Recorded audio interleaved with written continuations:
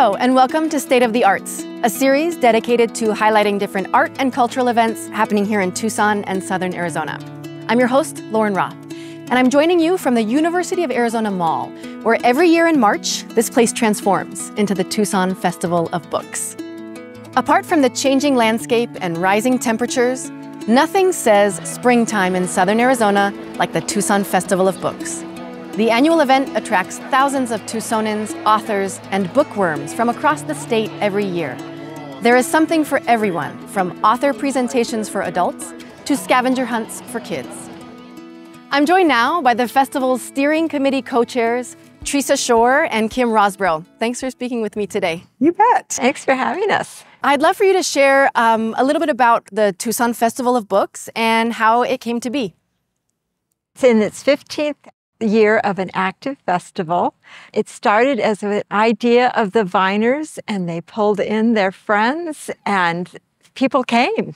Yeah, they toured other festivals across the country and saw the things that they loved and things that they wanted to add, and that's how it came to be. Well, tell us a little bit about what's new this year. I understand there are some additions that we should watch out for. In addition to the exhibitors all up and down the mall, we'll now have food trucks and a scavenger hunt. It's for children from kindergarten through 5th grade. There are 6 clues. You hunt for the critters from former festival years and solve the clues. And then at the end, you can go spin a prize wheel and get a prize. We also have a new family tent, Friends Family Tent, and that will be for parents and their children. We're going to have authors, children's authors in there.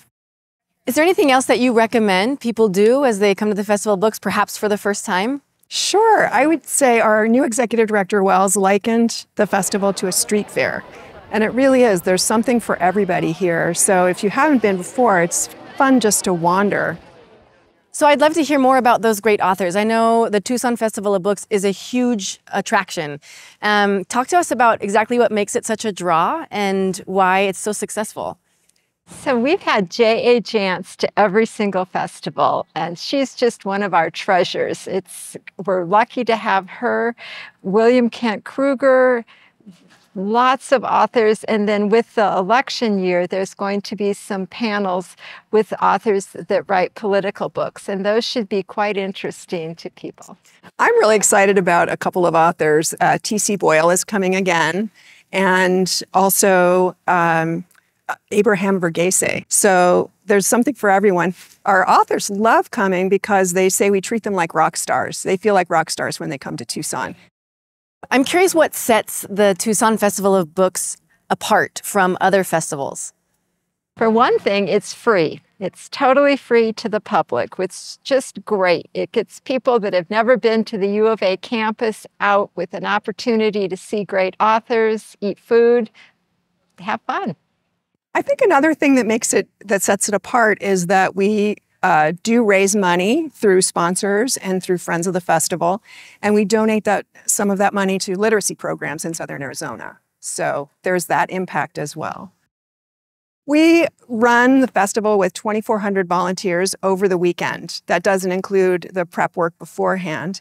And there are all kinds of fun jobs that are available, and we still need some more volunteers. So if you're interested, you can check out the TucsonFestivalofBooks.org website, and there's a volunteer button. Just click on that link. Perfect. I know it's a labor of love, and it involves the whole community. Thank you so much for speaking with me today, Teresa. Thank you. And Tim. Thanks, Lauren. Wells, welcome to your brand new position as executive director. I understand this is new for you. It is. The Festival of Books. Tell us a little bit, please, about how you came to this position. I guess what attracted you to it. So I've been in Tucson for a couple of years, and I volunteered for the festival twice. And I was completely knocked out by the beauty of the mall, the street fair feel of it. Because I'd been to book fairs, and there was always a kind of elitist, maybe overly intellectual, still fun, but exclusive kind of feel to it. This one really feels like a street fair, and of course, Tucson's famous for street fairs. And what really makes it feel that way for me is all the kids and families. It's free. Not all the festivals in the country are free, and that makes it a real outing day. A lot of people come both days. I'm curious for you to talk a little bit about what makes books still appealing.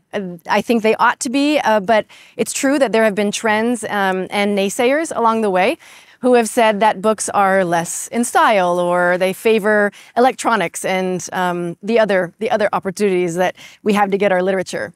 We certainly are in a very screen-focused culture right now. There's no question about that, and especially for kids. And we know just through all sorts of economic data that books have become more popular at the holidays and birthdays and things like that. So I'm hopeful. You know, reading is reading. If it's on a screen, if it's an audible book, whatever, doesn't really matter to me at the end of the day as long as people are getting it. But I think the solid feel of it is actually very true, too.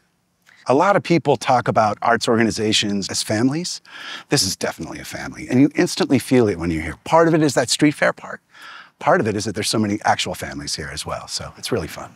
Thank you so much, Wells. We all look forward to the Festival of Books in March. Thanks for your time. Excellent.